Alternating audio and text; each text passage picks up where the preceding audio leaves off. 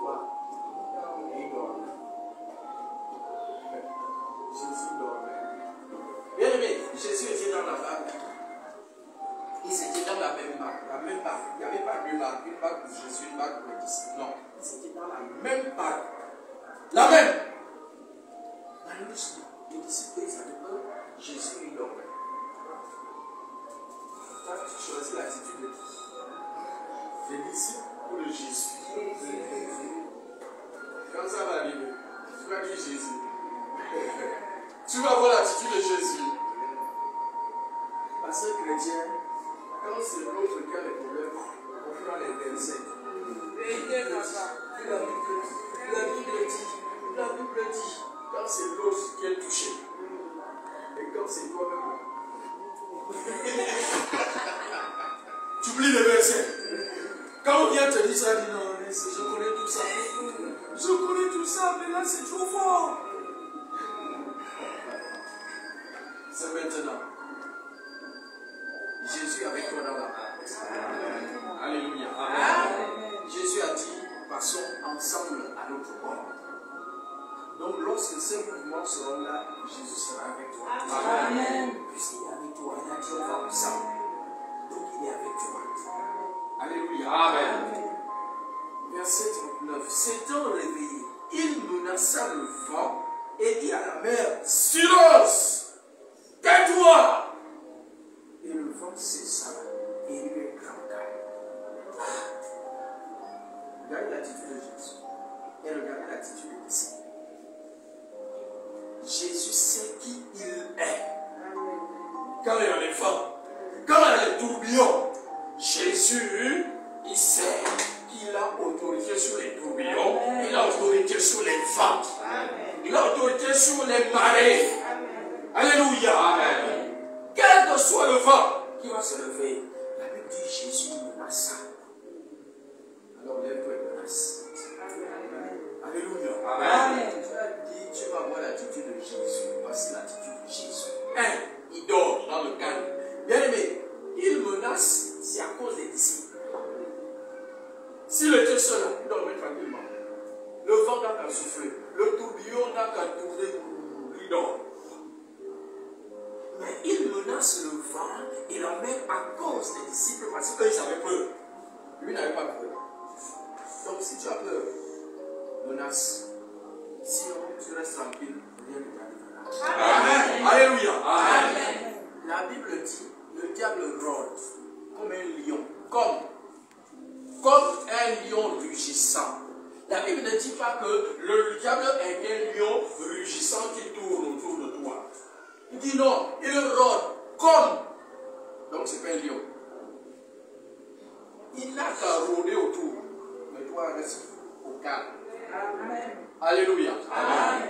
Il a le droit de rôder. Il a le droit. C'est son droit. Laisse-le rôder. Pourvu que tu sois, que tu n'aies rien à te reprocher. Alléluia. Amen. Tant que tu n'as rien à te reprocher, tu dors.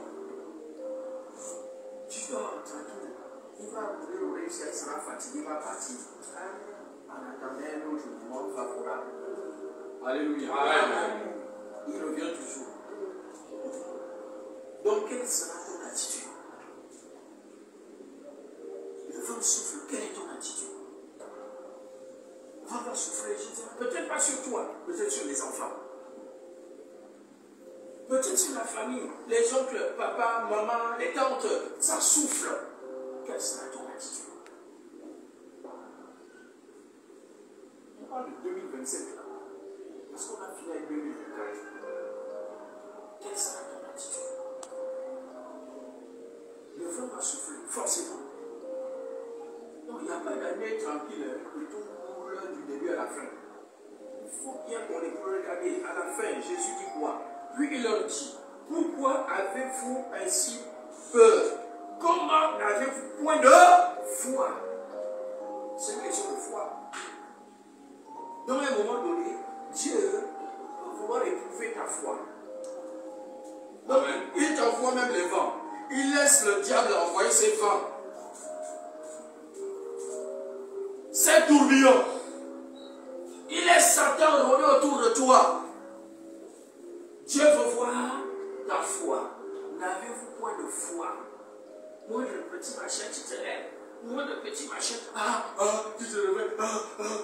Tu as peur.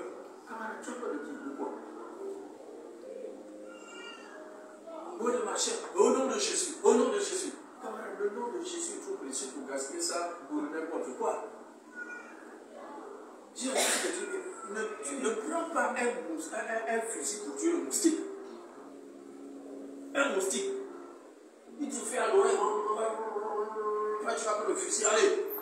Tu vas tuer quelqu'un dans la maison.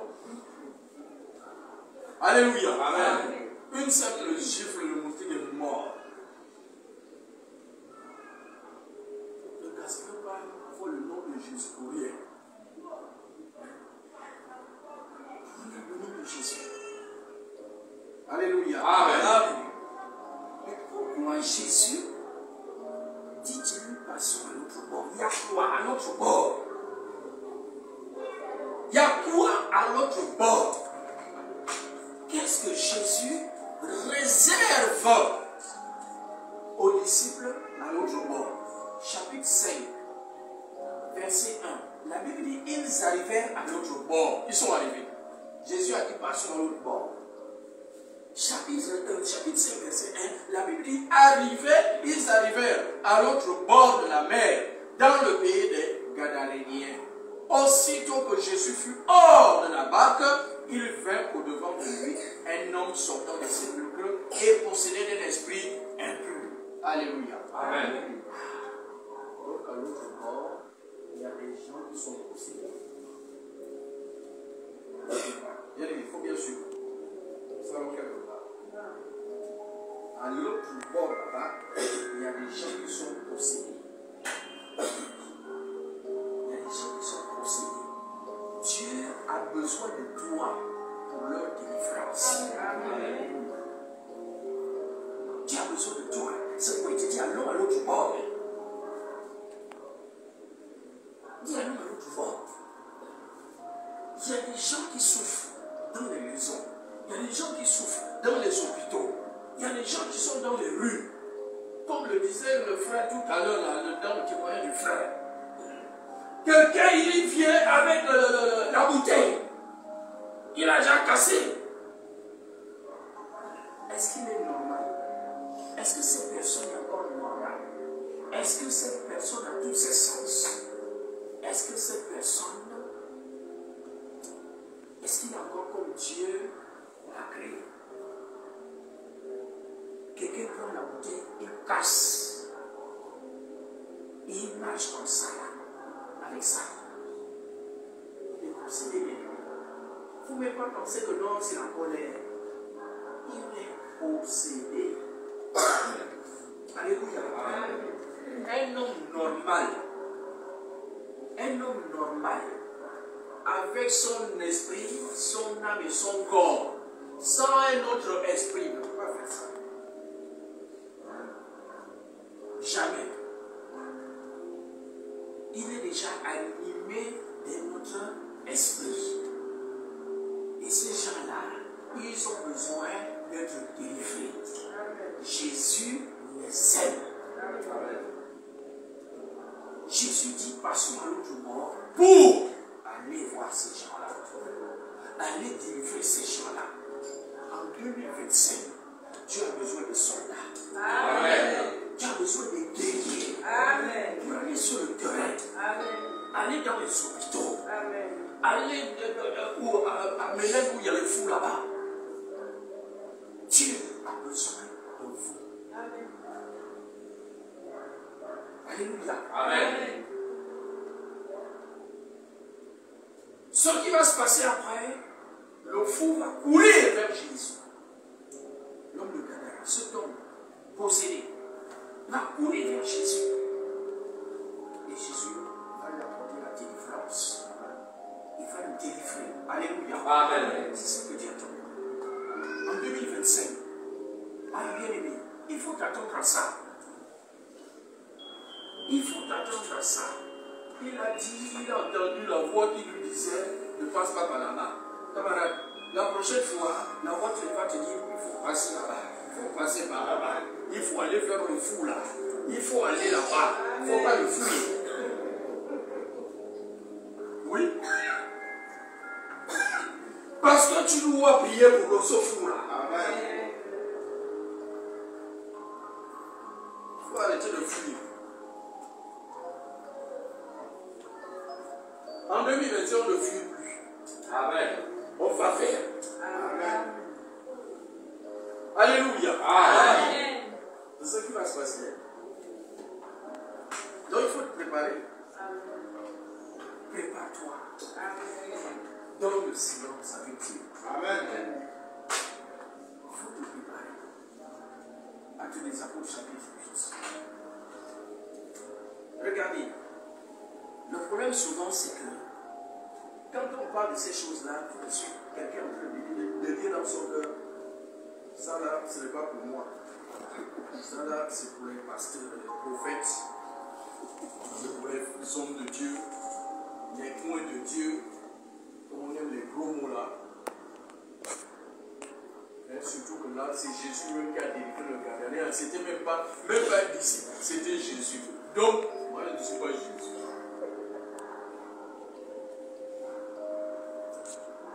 Alléluia. Amen. Tu n'es pas Jésus, tu as Jésus en toi. Amen. Tu as Jésus en toi. Ou bien tu n'as pas Jésus en toi. Tu es enfant de Dieu ou tu n'es pas enfant de Dieu? Tu es né de nouveau. Amen. L'Esprit de Dieu est sur toi. Amen. L'Esprit de Dieu est en toi. Amen. Donc, Jésus en toi. Amen. Acte chapitre 8. Verset. On va commencer au verset 1.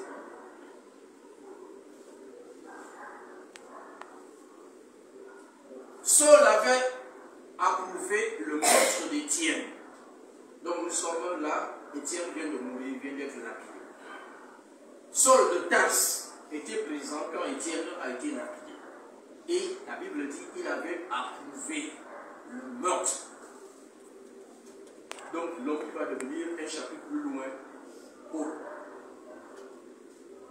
Là il s'appelle encore Saul, persécuteur de l'Église. Mais il était encore petit, un jeune homme ne persécutait même pas encore les chrétiens. Il était encore très jeune, il était encore à l'école. Et là, il approuvait déjà la persécution des chrétiens. Quand Étienne est mort, il était là, c'est lui qui avait attrapé les vêtements d'Étienne. Dans le lac des habits, il a pris les vêtements d'Étienne. Il a attrapé. Il dit, il faut me l'appeler ce fou. Comme il peut parler comme ça, un grand sacrificateur. Il n'a même pas de respect pour les grands, pour les autorités religieuses. Comme vous lisez le chapitre 7.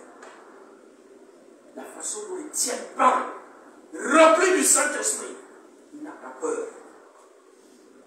Et malheureusement, il était en train de toucher les vêtements de quelqu'un qui était rempli du Saint-Esprit. Il ne savait pas qu'il était en train de commettre une erreur. Parce que c'est en touchant ces vêtements-là que l'onction de Dieu est venue sur lui. Toucher les vêtements des rois. Alléluia. Amen. C'était là son erreur. Il a tapé les vêtements. La suite, c'est ce qui nous intéresse. Il y eut ce jour-là une grande persécution contre l'église de Jérusalem. Et tous, excepté les apôtres, se dispersèrent dans les contrées de la Judée et de la Samarie. Il y eut une grande persécution. Camarade, si en 2025, tu ne te lèves pas, tu vas vivre la persécution. Amen. 2025 là, si tu ne te lèves pas pour aller annoncer l'évangile, tu seras persécuté. Amen. Au point où tu seras obligé toi-même de partir. Amen. Acte chapitre 1. La Bible dit, Jésus leur a dit, ne vous éloignez pas de Jérusalem. Ne partez pas, parce que vous allez d'abord recevoir une puissance. Le Saint-Esprit survenant sur vous, et vous serez mes témoins à Jérusalem, dans toute la Judée, dans la Samarie et jusqu'aux extrémités de la terre. C'est quand que vous le serez, lorsque vous allez recevoir Saint-Esprit. Malheureusement, eux, ils ont reçu le Saint-Esprit. Après ça, ils ont continué à rester à la chambre haute, à louer Dieu, adorer Dieu, chanter. C'est ça. Ils ont évangélisé, mais c'était seulement à Jérusalem. Or, Jésus a dit, vous serez témoins à Jérusalem, dans toute la Judée, dans la Samarie et jusqu'aux extrémités de la terre. L'évangile, ce n'est pas seulement dans les 4 murs. L'évangile, ce n'est pas seulement chez le voisin à côté. Même si, d'ailleurs, la plupart, même chez le voisin, tu n'as jamais même parlé de Jésus à ton voisin.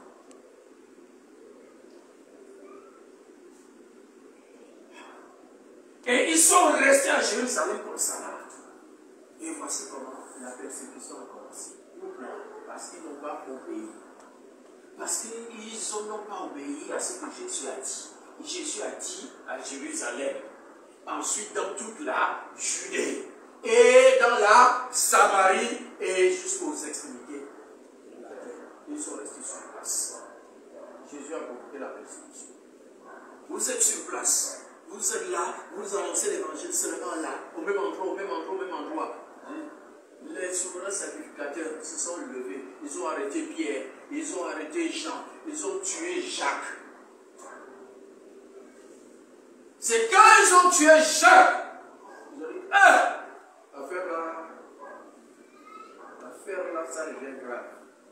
Ils tuent Jacques, ils tuent Étienne, et là, il faut fuir. Ils ont compris qu'il faut fuir. Et en fuyant, quelque chose va arriver. Verset 2. Un homme pieux, des hommes pieux ensevelirent Étienne et le pleurèrent à grand bruit. Saul, de son côté, ravageait l'église, pénétrant dans les maisons, il en arrachait hommes et femmes et les faisait jeter en prison. Ceux qui avaient été dispersés allèrent de lieu en lieu, annonçant la bonne nouvelle de la parole. Maintenant, ils ont commencé à aller de lieu en lieu parce qu'on les a dispersés de Jérusalem. On les a chassés.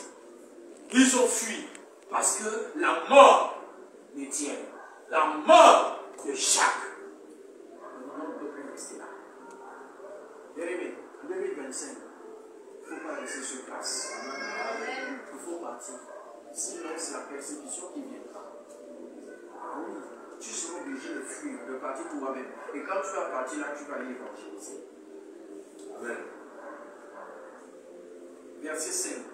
Philippe étant descendu dans la ville de Samarie, il prêcha. Regardez, Philippe est allé où? En Samarie. Jésus a dit quoi? À Jérusalem, dans toute la Judée, dans la Samarie. Voici Philippe en Samarie. Depuis là, il n'était qu'à Jérusalem. Comme la persécution est venue, ils sont allés. Philippe lui s'est retrouvé en Samarie. Les autres disciples, chacun est allé en son lieu. Chacun. Et là-bas, ils ont commencé à annoncer l'évangile. Philippe étant descendu dans la Samarie, il prêcha le Christ. Bien aimé, Philippe était un simple diacre. C'était pas un apôtre. Il était un diacre.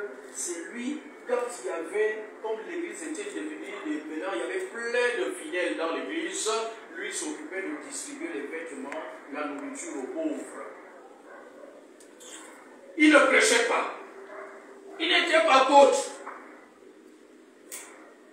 Mais la Bible dit, dès qu'il est parti, il a commencé à prêcher le Christ. Tant que tu as resté sur place, tu n'auras pas le courage de prêcher. Tu n'auras pas le courage d'ouvrir ta bouche et parler à quelqu'un de Jésus. Tant que tu ne te lèves pas. Mais dès que tu vas te lever, Jésus a dit, moi-même je mettrai les mots dans ta bouche. Amen. Levez-vous. Jésus va mettre les mots dans ta bouche.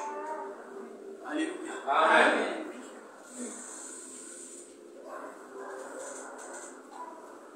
Les foule tout entière était attentive à ce que disait Philippe lorsqu'elles apprirent et virent les miracles qu'il faisait. Un simple diable faisait les miracles. Il faisait des miracles. Un diable. Les mamans diaconesses. Alléluia. Amen. Un diable. Un diable. Il faisait des miracles. Le miracle, ça n'appartient pas aux apôtres, aux pasteurs, aux prophètes. Non. Ça n'appartient pas à quelqu'un, ça appartient à Jésus. Amen.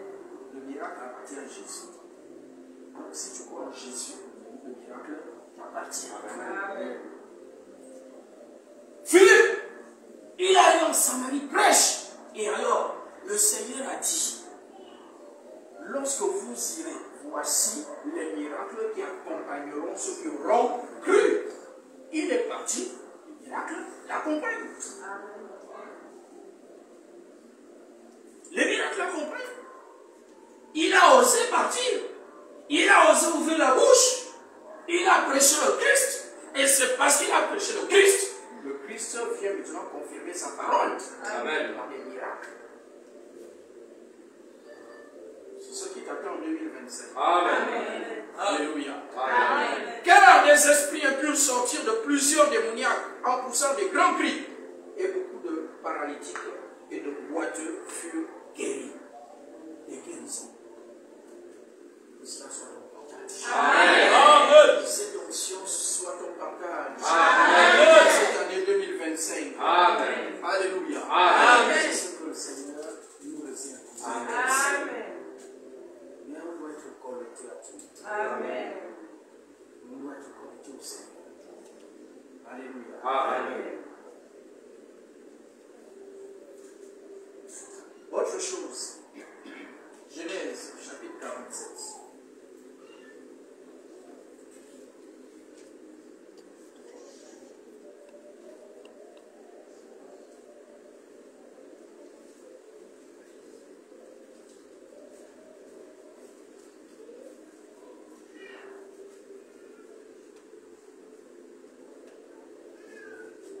Vous m'avez bouffé mon temps. Vous m'avez bouffé mon temps.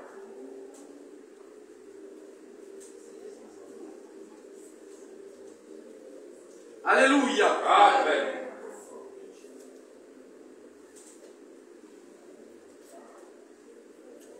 On va lire à partir du verset 1, 47 jusqu'à 11.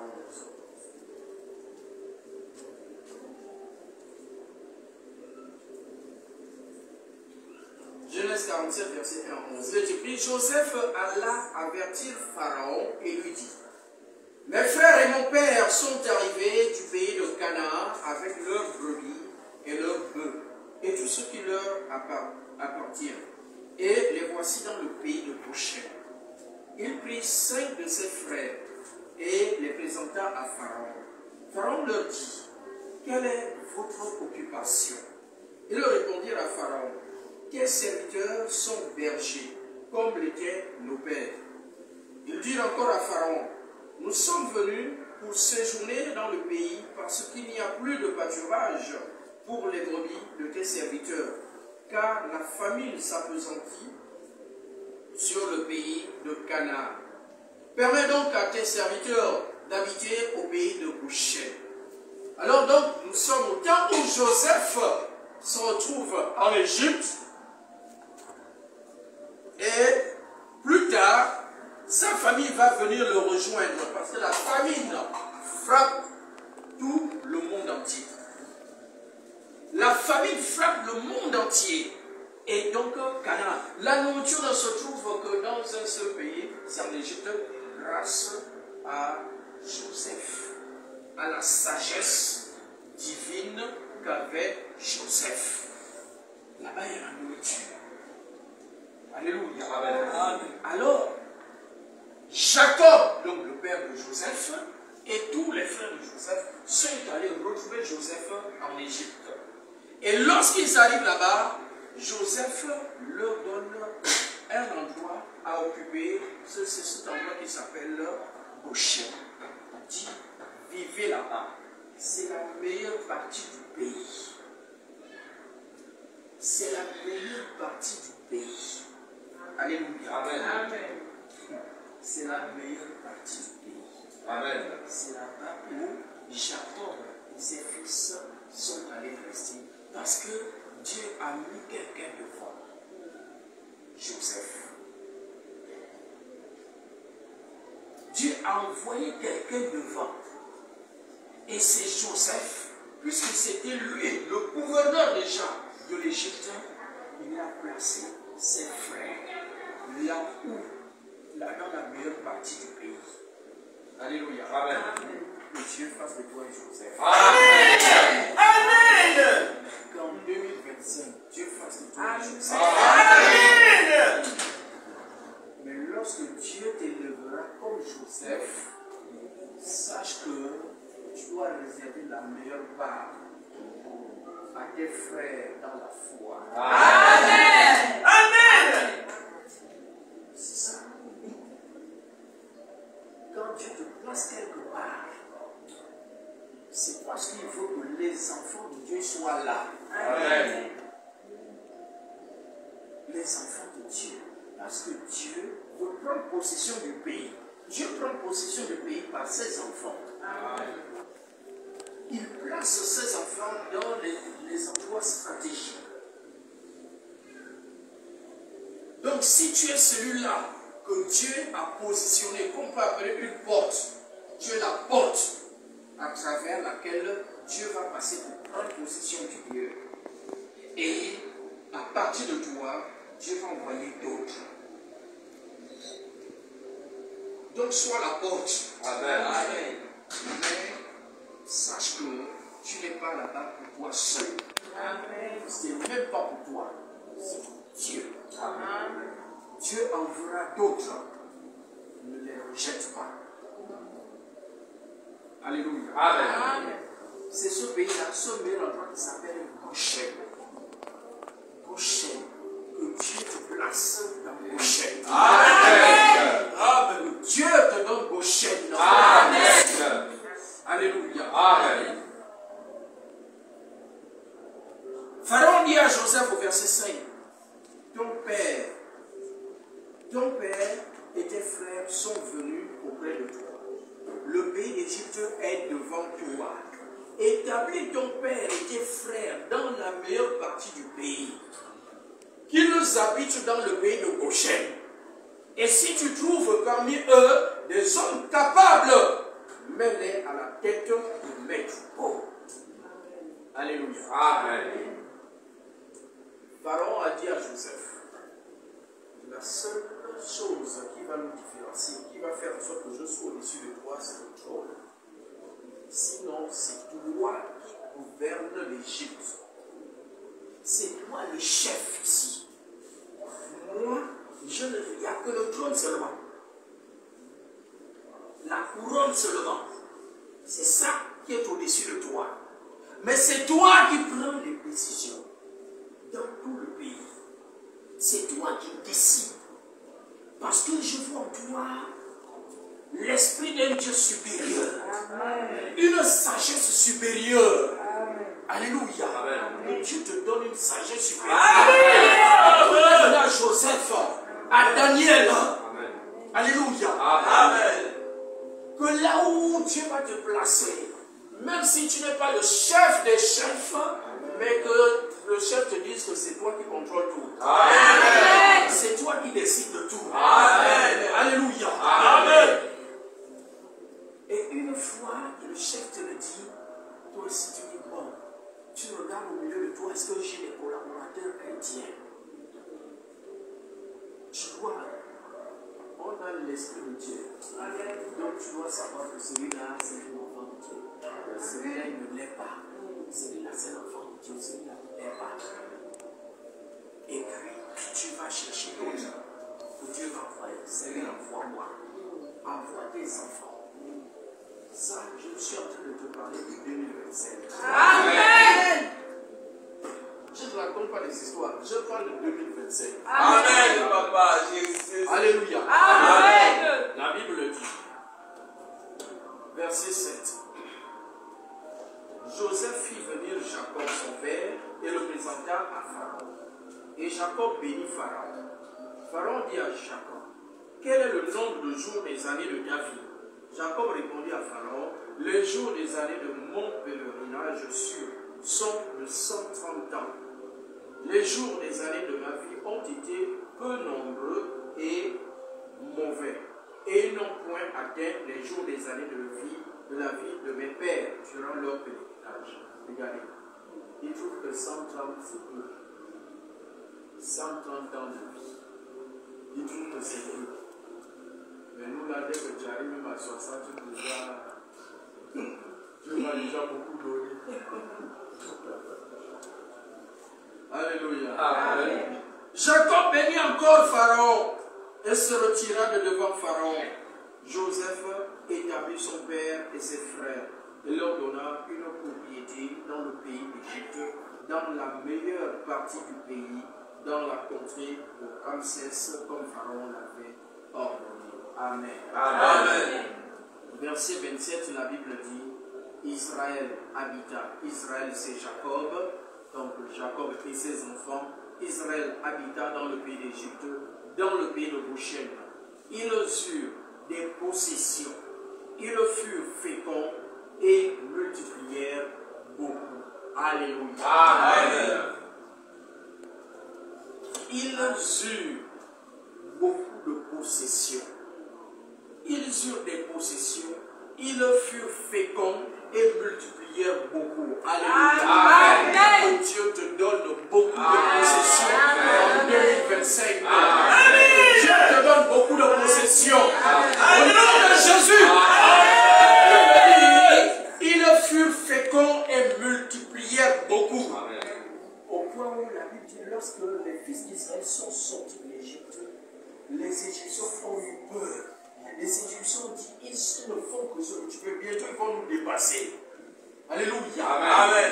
Là où Dieu va t'établir, dans ton prochain là, Amen. où Dieu va t'établir, tu vas te multiplier. Amen. Tu vas te multiplier.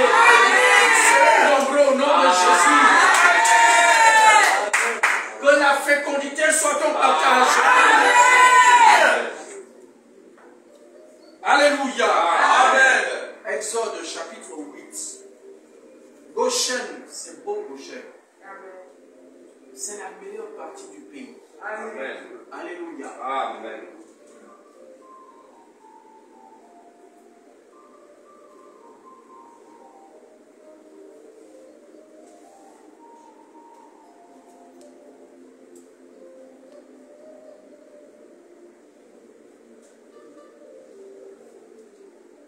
Exode 8, verset 18.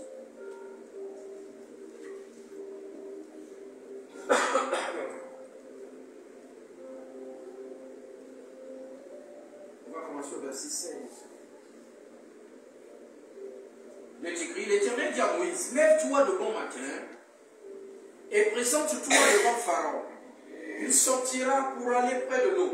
Tu lui diras, ainsi parle l'Éternel, laisse aller mon peuple afin qu'il me serve. Si tu ne laisses pas aller mon peuple, je vais envoyer des mouches venimeuses contre toi, contre tes serviteurs, contre ton peuple et contre tes maisons. Les maisons des Égyptiens seront remplies de mouches et le sol en sera couvert. Verset 18. Mais en ce jour-là, je distinguerai le pays de Goshen où habite mon peuple. Amen. Alléluia. Amen. Je distinguerai le pays de Goshen où habite mon peuple.